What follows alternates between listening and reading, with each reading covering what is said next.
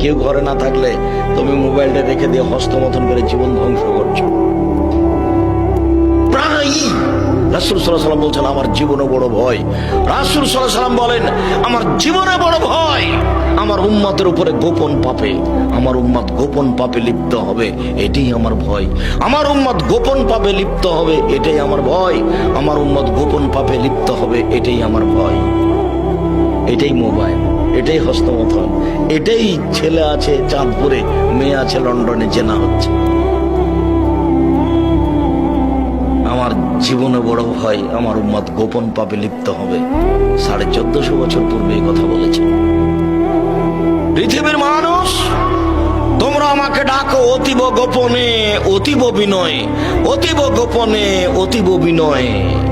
is না দ্বারা বহনে দান খাফিয়া, যখন জাকারিয়া আলাইহিস সালাম তার প্রতিপালক